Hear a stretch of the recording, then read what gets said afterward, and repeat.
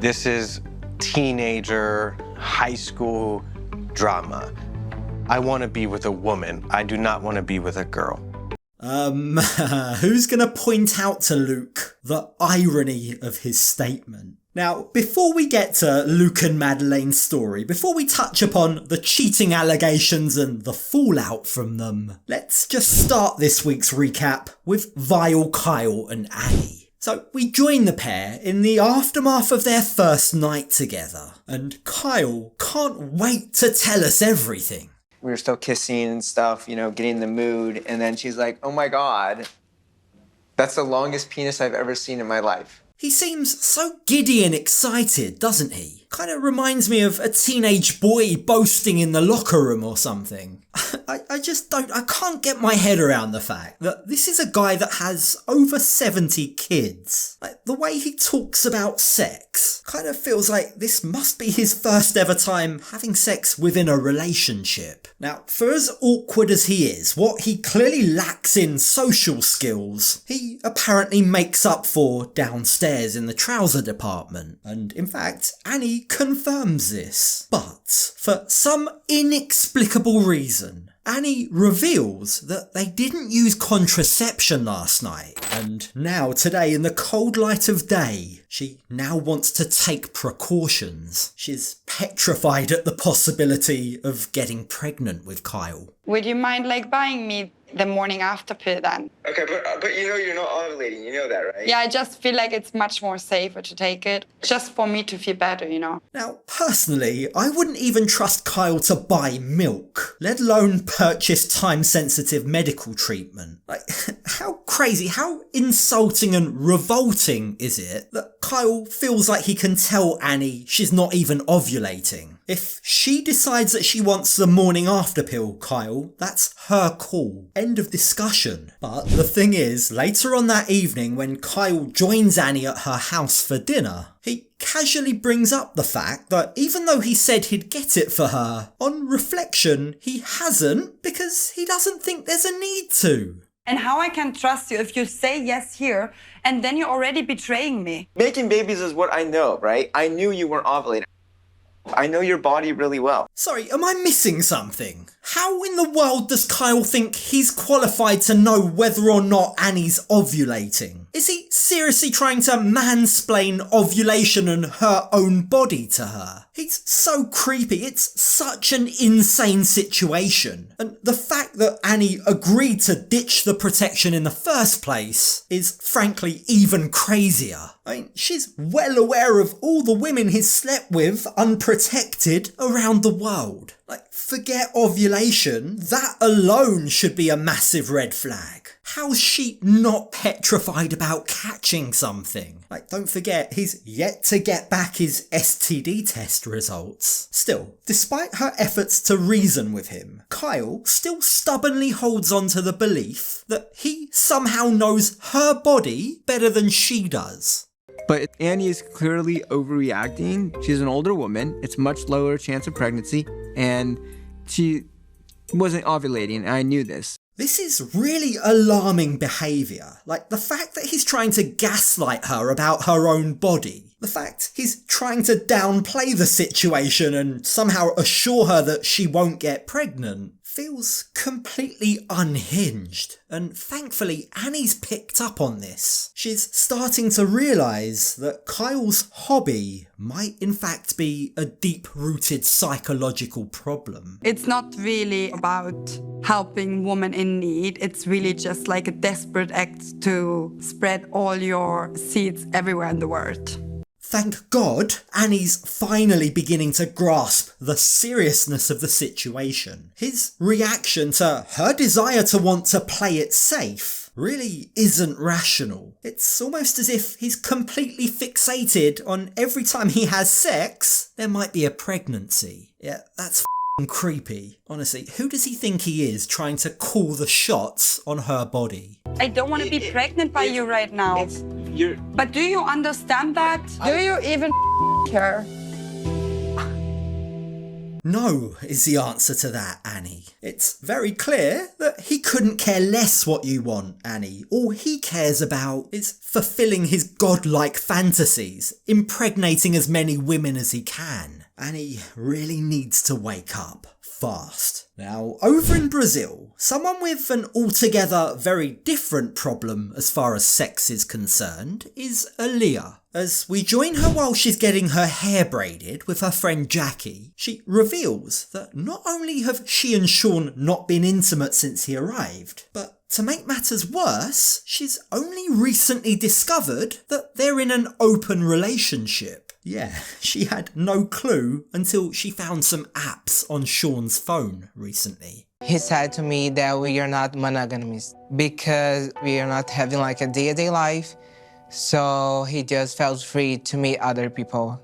Look, let's just be real here. Shawn being the only one who knew that they were in an open relationship doesn't make it an open relationship. That just makes it plain old cheating. Now, Alliya pours her heart out to Jackie. She admits that she was devastated when she first found out. And Jackie wisely points out that if she's not comfortable with this, if it doesn't feel right to her, she shouldn't go along with it, especially now that they're engaged. I don't know if I will compromise my own values and desires for his, even though we just got engaged. Yeah, that's messed up, isn't it? It's not right that Shawn failed to disclose to her that he was sleeping with other people. So later on that evening, Alliya confronts Shawn about her desire to be monogamous. The thing is, Shawn seems pretty reluctant to change things. There's usually like 8 months in between the times that we see each other. So not knowing when would be the next time we'd see each other, it just didn't make sense to me. Maybe I'm just old-fashioned or something, but long-distance relationship or not, the fact is, if you choose to be in a relationship, if you choose to commit to someone, going around sleeping with other people should be a no-no. What the f*** do I really need to say that? Like, if you're hell-bent on having an open relationship, right, at the very least, you should discuss that with your partner, no? You can't just decide unilaterally by yourself that it's okay to sleep with other people. That's wild. But it gets wilder still when Alliya brings up their lack of intimacy. How come you go around sleeping with other guys, but you don't sleep with me, your fiancé? She asks. And it's at that point that Shawn reveals he's having real problems handling Alliya's evolving identity. You can handle which persona? You have a persona now that's, I'm Alliya, that's it. To call it a persona implies that it's an act. That is a deeply problematic statement. Now, I'm not going to get into the topic, that minefield of gender identity, because I can already see the comments down below. But suffice to say, if you're going to get married to someone, if you're going to propose to someone, you need to be physically and emotionally attracted to them. If Shawn's having a tough time being attracted to Alliya versus Douglas, there's a lot of red flags there. Now, Shawn goes on to say that while Douglas was shyer and quieter, Alliya is entitled, bossy, and has a sassy attitude. That, he says, makes me feel like I'm not the man, and I like to feel like I'm the man. Yeah, whatever way you look at this, it doesn't seem as though Shawn has learnt to accept Alliya. It doesn't feel comfortable to me or loving or sweet. You could be the boss bitch, but you can't be the boss bitch of me. This whole situation feels really manipulative. It feels like Shawn's upset because Alliya's asserting herself, whereas Douglas would have been more reserved. I don't think it's fair to label Alliya as sassy and bossy just because she's trying to set boundaries. It shouldn't be unreasonable to expect your fiancé to not sleep with other men. It just feels like this relationship is very one-sided. Shawn isn't taking Alliya's feelings into consideration.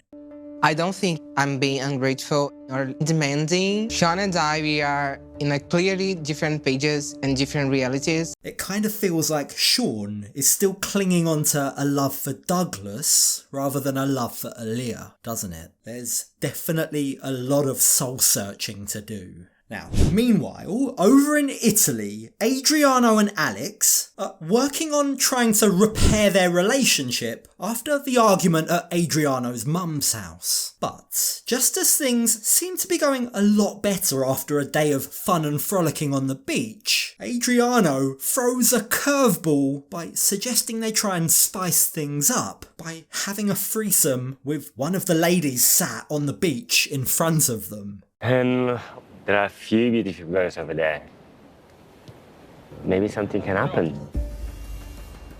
Here we go again. Like, he just can't let this topic rest, can he? Only these two can spend a week in beautiful Italy and yet somehow make it feel dreary and exhausting. Their constant arguing about this has sucked out all of the fun from this vacation, and Alex is at her wit's end. I can't believe after all the fights, he has the nerve to bring up threesomes again. Like, it doesn't stop, does it?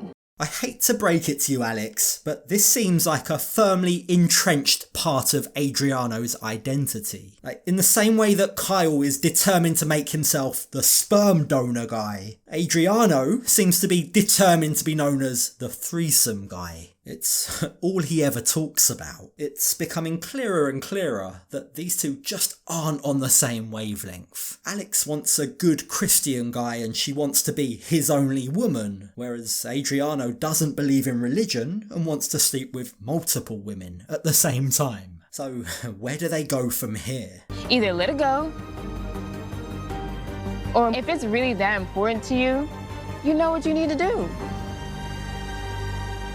Yeah, I think we're fast approaching the point where these two call it quits. I can't see how they're possibly going to find any common ground in what they both want. Now, speaking of common ground, let's catch up with Luke and Madelein. So, after last week finding out that there had been rumours Madelein had cheated on him, today we join them as Brian and his wife Vale, who also happens to be Madelein's best friend, join up with the party to spill the tea. So what was it that Brian wanted to tell them both in person? Told me that he spent one night in your apartment in the same bed. In my apartment? Yeah, and he said that you were topless while he was in the same bed with you. Oh no, that is not what any man wants to hear their fiancé's been up to while they've been away. Now, Madeleine tries to set the record straight by saying, yes, a guy did crash in my bed, but I wasn't topless. It's not what it seems. It's not true. Look, we were having a party at my place. He drank too much and he just crashed out on my bed without approval, she tries to claim. She swears that she wasn't topless and she swears she did not cheat. But Luke is furious. Like, on top of the already existing rumours that she cheated, this is the straw that broke the camel's back, it seems. You bring another guy back to the apartment that I pay for? I'm done.